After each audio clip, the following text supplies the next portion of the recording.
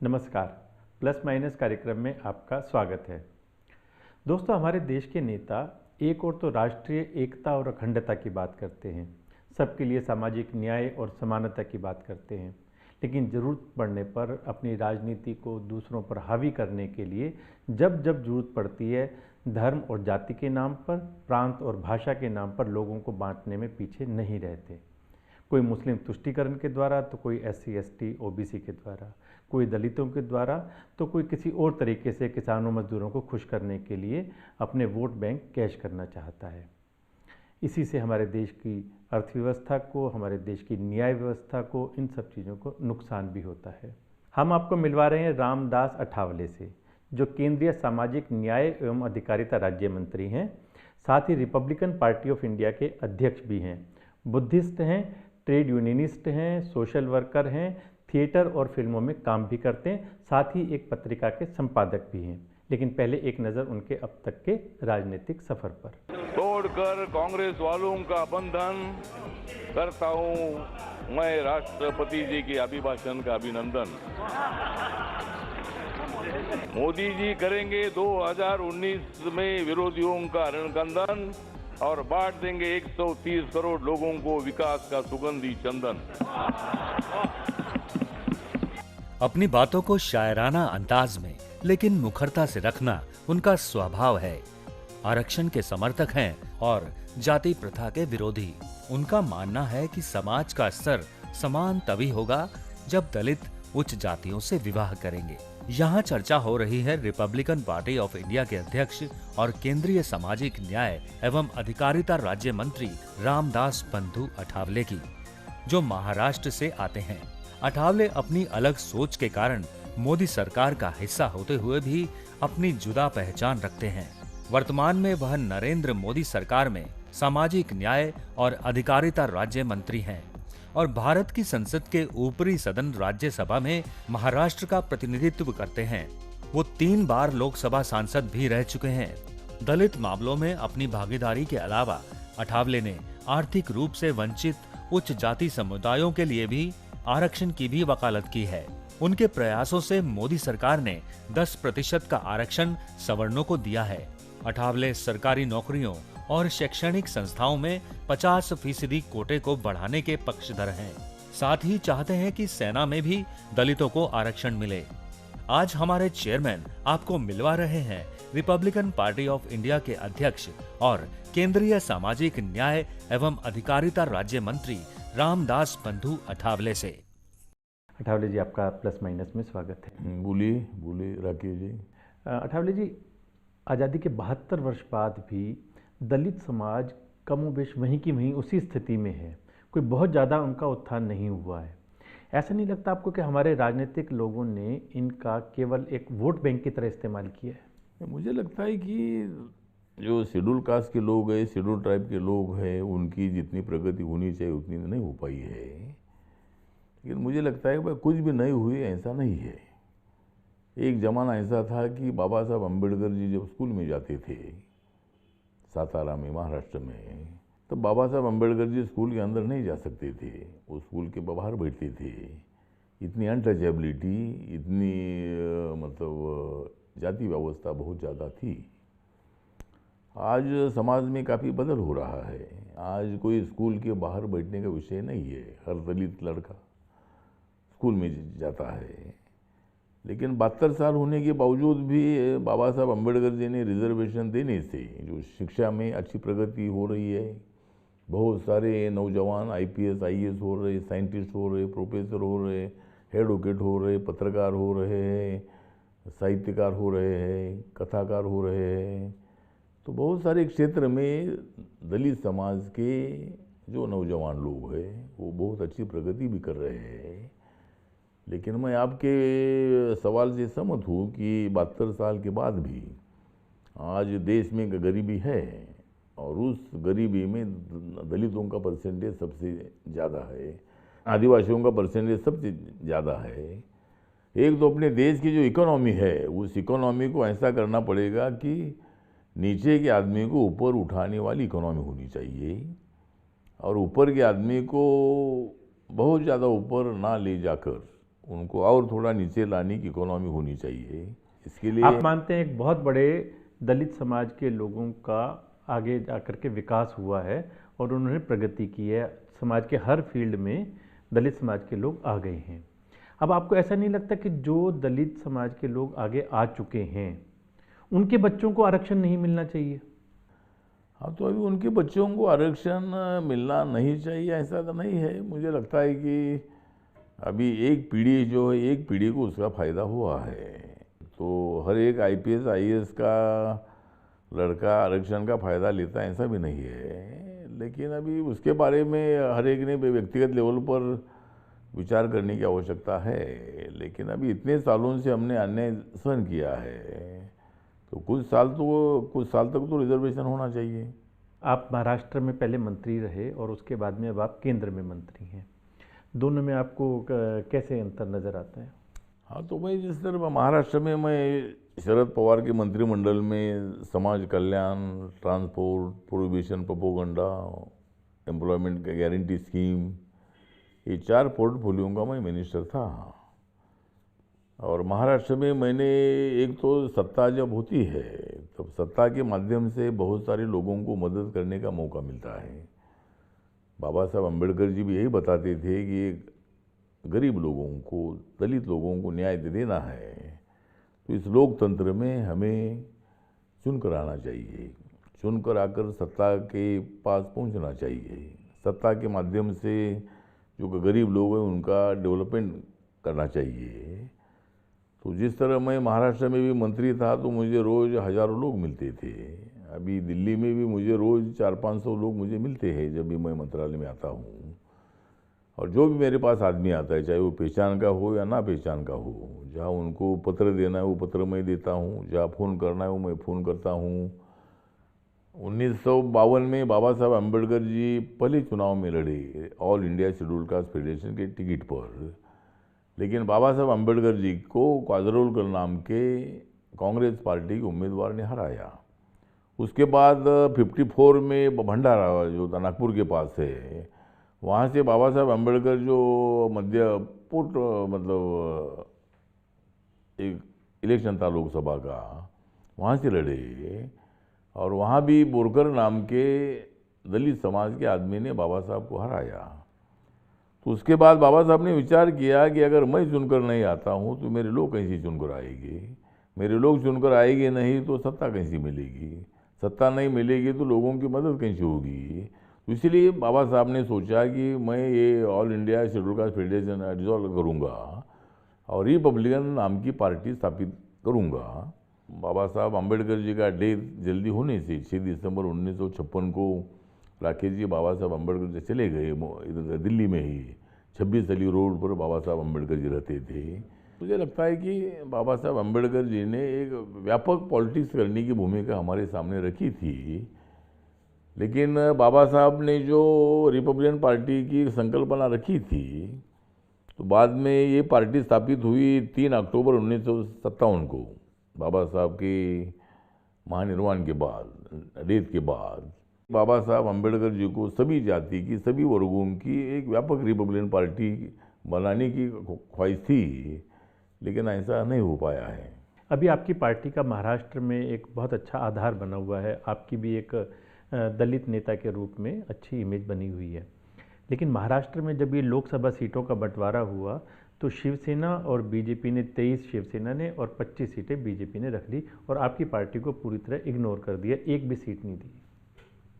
हाँ, मतलब एक तो हमारी पार्टी छोटी पार्टी है, लेकिन हमारी पार्टी जिसका समर्थन करती है उनको सत्ता में आने का मौका मिलता है, चुनकर आने का मौका मिलता है। इसीलिए बाला साहब ठाकरे को मिलने के लिए मैं गया और राकेश जी बाला साहब ने मुझे बताया कि शिव शक्ति के साथ जब तक भीम शक्ति आती नहीं तब तक हमको सत्ता मिलती नहीं है।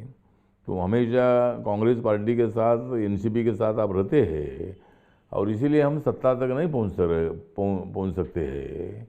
तो मैंने महाराष्ट्र भर मैंने बहुत सारे विचारवंत है, साहित्यकार है, प्रोफेसर है, कार्यकर्ता है, नेता है, पत्रकार है, ये सब के साथ मैंने बात की कि बाला साहब ठाकरे जी के प्रस्ताव पर मैं क्या करूं मैं। तो मुझे सभी ने ये फीडबैक दिया कि राजनीति में इसी तरह के अलायंस होते हैं। अपनी पार्टी अलग रखकर, अपना झंडा नीला रखकर, कॉमन मिनिमम प्रोग्राम पर आपने बाला साहब ठाकरे के साथ शिव शक्ति भीम शक्ति के प्रस्ताव का समर्थन करना चाहिए। और फिर मैंने सबके साथ बात करने के बाद 1 साल के बाद मैंने बाला साहब ठाकरे जी के साथ बीजेपी के साथ जाने का निर्णय मैंने लिया। तो मैं 3 बार लोकसभा में था, चौथी बार मैं हार गया था। 2014 के चुनाव में मैं राज्यसभा में आया। मैंने सोचा कि भाई मैं हर बार मेरा कॉन्स्टिट्यूशन चेंज होता है, एक बार मुंबई, एक बार पंढरपुर, तीसरी बार शिरडी, फिर अभी मैं कहाँ से लड़ूँ। मैं जहाँ से अभी राहुल चौवाली चुनकर आए दक्षिण मध्य मुंबई से, वो सीट मैं मांगता था तो मुझे मिलती भी थी। लेकिन मैंने सोचा कि अभी हर बार क्षेत्र बदलने से नुकसान होता है, तो राज्यसभा मिलती है क्या देखते हैं। तो फिर राज्यसभा मुझे बीजेपी के कोटे से मिली और शिवसेना के कोटे से सातारा की एक सीट मिली थी। तो मैंने मांग किया था कि भाई एक सीट बीजेपी के कोटे से मुझे दी जाए और मेरी राज्यसभा जो है ये बीजेपी के किसी आदमी को मिलेगी और एक सीट शिवसेना ने दे देनी चाहिए। लेकिन जिस तरह उन्होंने 25 और 23 का अपना फॉर्मूला तैयार किया और फिर हमको बाजू में रखा, तो इससे मेरी नाराज़ी ज़रूर थी, आज भी मेरी नाराज़ी है। लेकिन उसके बावजूद भी राजनीति में ज़्यादा नाराज़ रहना, अगर मैं ज़्यादा रहूँगा तो नाराज़, तो मोदी जी का कैसा आएगा राज। अठाले जी, हम ब्रेक पर जाने से पहले बात कर रहे थे, आपकी बहुत सारी ऐसी स्टेटमेंट आ जाती है जिसके कारण से सरकार मुश्किल में पड़ जाती है। जैसे आप एनडीए का हिस्सा हैं, एनडीए में बीजेपी है, बीजेपी की आइडियोलॉजी आरएसएस से मैच करती है जो हिंदुइज्म के लिए, हिंदू एकता के लिए काम कर रही है। लेकिन आपने कहा कि दलितों को हिंदुइज्म छोड़ करके बुद्धिस्ट हो जाना चाहिए। नहीं, मतलब ये बाबा साहब अम्बेडकर जी ने जिस तरह, मतलब हम बीजेपी के साथ है, इसका मतलब ये नहीं है कि भाई हमने पूरा एजेंडा बीजेपी का स्वीकारा है। क्योंकि जिस तरह एनडीए में अलग अलग पार्टियां हैं, अलग अलग पार्टियों का एजेंडा अलग अलग है, लेकिन कॉमन मिनिमम प्रोग्राम पर, सबका साथ सबका विकास के मुद्दे पर, गरीबों का आर्थिक विकास करने के मुद्दे पर, देश का विकास करने के मुद्दे पर हम बीजेपी के साथ है। हर मुद्दे से हम सहमत नहीं है। जब हम कांग्रेस पार्टी के साथ भी थे तब हर मुद्दे पर हम उनके साथ सहमत नहीं थे।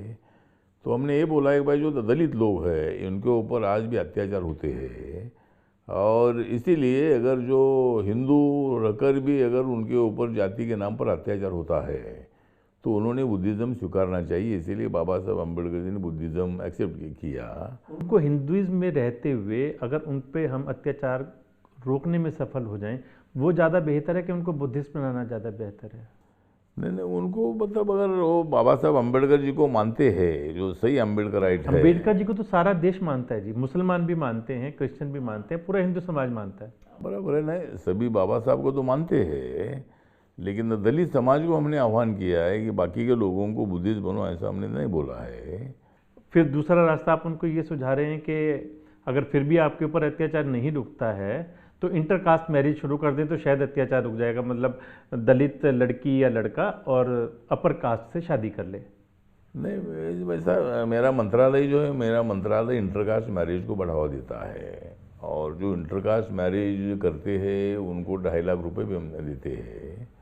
दूसरा मुद्दा ये है कि मैंने इंटरकास्ट मैरिज किया है, मेरी बीबी ब्राह्मण कम्युनिटी की है, तो मैंने ये अनुभव लिया है कि भाई जो ब्राह्मण कम्युनिटी के जो हिंदू समाज के लोग हैं वो इतने ज़्यादा हिंदुत्ववादी होने के बावजूद भी वो मेरे घर पर आते हैं, मैं उनके घर पर जाता हूँ और ये जो रिलेशन है, ये रिलेशन मतलब इंटरकास्ट मैरिज से 2 समाज के बहुत सारी फैमिली में एकता पैदा हो जाती है। अभी राकेश जी अगर देखा जाए तो हर साल में कम से कम 60-70 हज़ार इंटरकास्ट मैरिज होते हैं। लड़के लड़कियां जब एक साथ काम करती है, पढ़ाई करते हैं या किधर उनकी पहचान हो जाती है तो वो लोग एक दूसरे को पसंद करते हैं और जाति का विचार ना करके वो अपनी ज़िंदगी एक साथ बिताना चाहते हैं।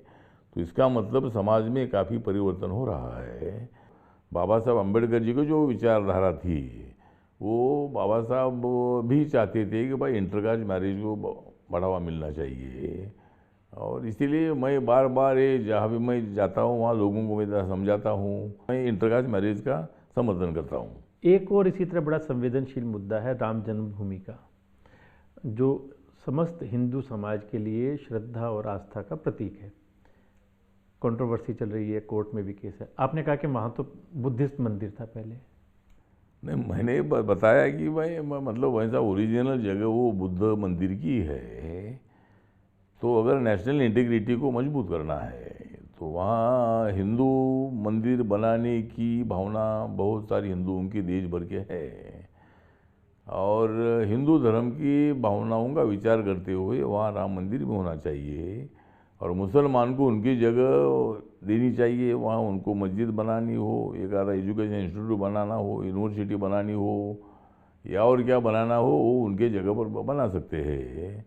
तो ऐसा करके मुझे लगता है कि इशू को कॉम्प्रोमाइज़ करना चाहिए, और सुप्रीम कोर्ट का जब तक फैसला आता नहीं है तब तक कानून हाथ में लेकर राम मंदिर बनाना ठीक नहीं है, तो सुप्रीम कोर्ट के फैसले तक रुकना चाहिए। आपका कहना है कि दलित समाज को अपनी रक्षा के लिए हथियार रखने चाहिए। यदि ऐसा होने लगेगा तो हर कोई कानून को अपने हाथ में लेगा और देश में अराजकता का वातावरण बन जाएगा। नहीं, मुझे लगता है कि आज हर एक आदमी के पास हथियार है बहुत सारे। आप उत्तर प्रदेश में जाते हैं तो बहुत सारे समाज के लोगों पर, ठाकुर समाज के लोगों के पास, राजपूत समाज के लोगों के पास हथियार होते हैं।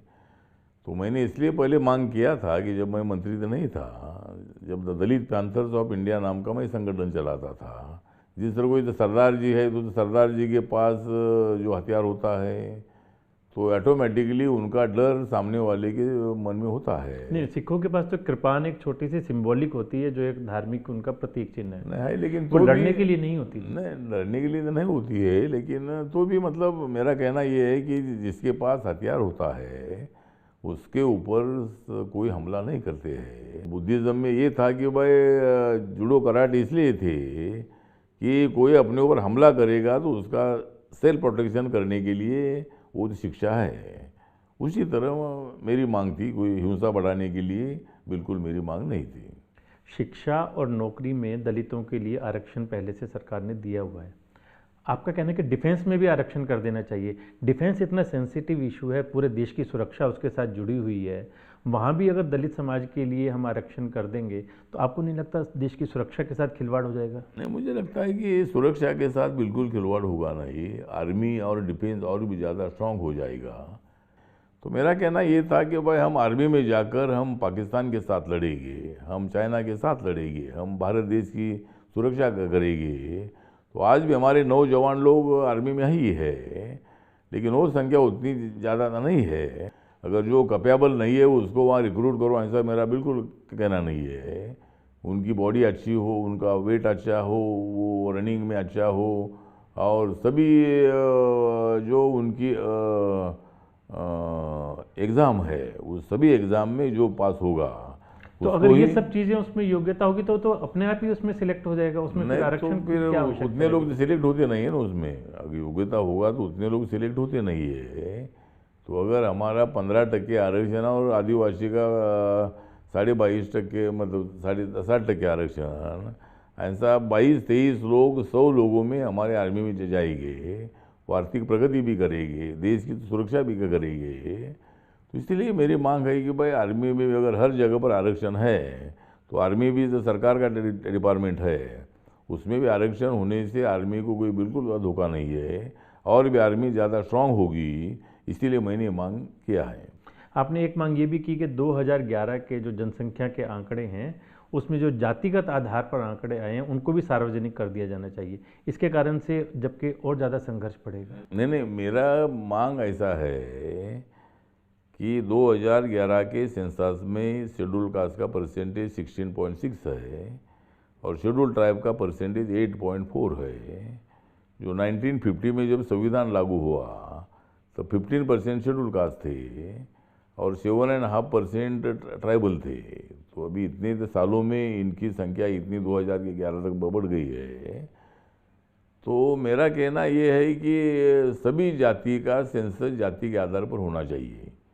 मैंने पार्लियामेंट में, लोकसभा में भी मांग किया था कि कौन सी जाति का कितना परसेंटेज है, इसकी जानकारी लेने के लिए हर जाति का सेंसस हो, चाहे वो ब्राह्मण हो, क्षत्रिय हो, वैश्य हो, शूद्र हो, कोई भी हो। जिस तरह अभी हमारी तो सरकार ने निर्णय लिया कि 10% रिजर्वेशन जो है ये तो सवर्णों को देने का निर्णय हुआ, और उसमें जो SC ST OBC में जो कास्ट आती नहीं है, ऐसे हर कास्ट, ऐसे फैमिली को 10% रिजर्वेशन शिक्षा में और नौकरी में देने का बहुत ही अच्छा निर्णय हुआ है। और मैं बार बार अकेला मांग कर रहा था कि भाई ये पार्लियामेंट को अधिकार है। सुप्रीम कोर्ट ने बोला था कि भाई आरक्षण 50% के ऊपर नहीं होना चाहिए, तो ये सुप्रीम कोर्ट का ओपिनियन था। लेकिन मैं मांग कर रहा था कि पार्लियामेंट अगर कानून बनाती है तो फिर सुप्रीम कोर्ट को चैलेंज देने का अधिकार नहीं है। जिस समय पेट्रोल के दाम तेज़ी से बढ़ रहे थे, आपने कहा मुझे तो कोई फ़र्क नहीं पड़ता, मेरे पास तो सरकारी गाड़ी है।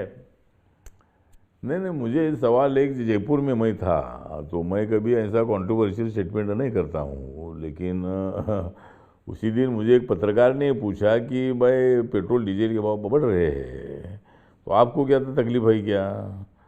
तो मैंने सिंपली ऐसा बोला कि भाई मुझे तो तकलीफ नहीं है, जनता को तकलीफ है, लेकिन वो जनता को तकलीफ है ये उन्होंने छोड़ दिया, और मुझे कोई तकलीफ नहीं है क्योंकि मुझे तो सरकारी गाड़ी मिलती है, पेट्रोल डीजल मेरा फ्री होता है।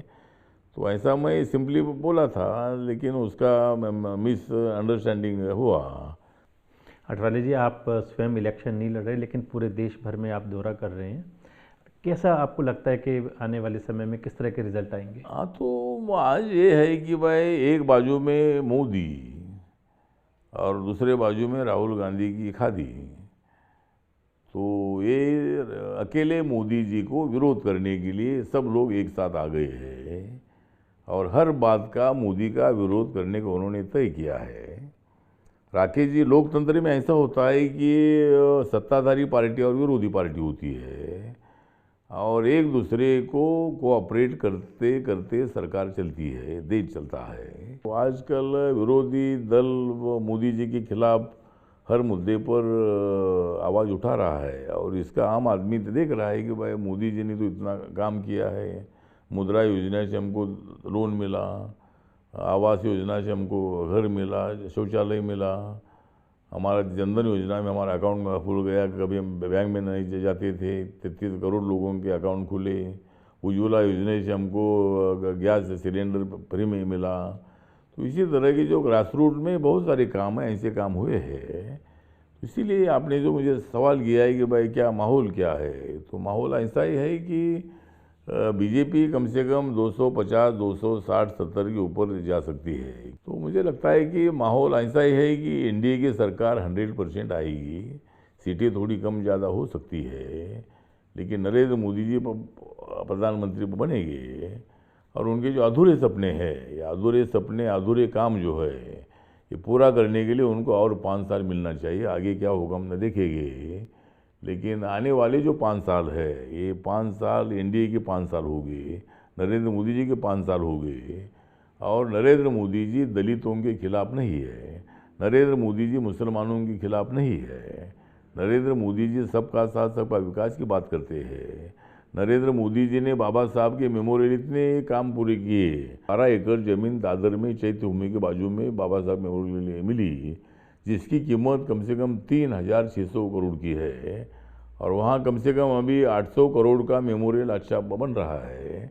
1-1.5 साल के अंदर वो मेमोरियल का काम पूरा हो जाएगा, और वहाँ 350 फीट का स्टैचू अरबी समुद्र के पास, वहाँ बाबा साहब का ऐसा जो उंगली है वो खड़ा करने वाला, मतलब ऐसा स्टैचू 350 फीट का है, जिसकी हाइट स्टैचू ऑफ लिबर्टी से भी ज़्यादा है। तो इसी तरह से बहुत सारे काम हो रहे हैं, और इसीलिए मुझे लगता है कि भाई 2019 का जो ये चुनाव होने जा रहा है, चल रहा है, इसमें मोदी जी को सफलता मिलेगी, और मोदी जी देश के प्रधानमंत्री बनेगी। बहुत बहुत धन्यवाद, आपने बहुत अच्छे हमारे प्रश्नों के जवाब भी दिए। दोस्तों, हम रामदास अठवाले जी की एक बात के लिए ज़रूर तारीफ़ करेंगे। आज के समय में जबकि कोई भी उम्मीदवार या कोई भी पार्टी अलायंस से इसलिए बाहर हो जाते क्योंकि उन्हें टिकट नहीं मिलती, उन्हें सीट नहीं मिलती। ऐसे में रामदास अठावले जी फिर भी एनडीए के साथ जुड़े हुए हैं, नाराज़गी होते हुए भी जुड़े हुए हैं, क्योंकि ये राष्ट्र हित में जुड़े हैं और इन्हें लगता है कि देश का भला नरेंद्र मोदी सरकार कर सकती है, वो दोबारा आनी चाहिए।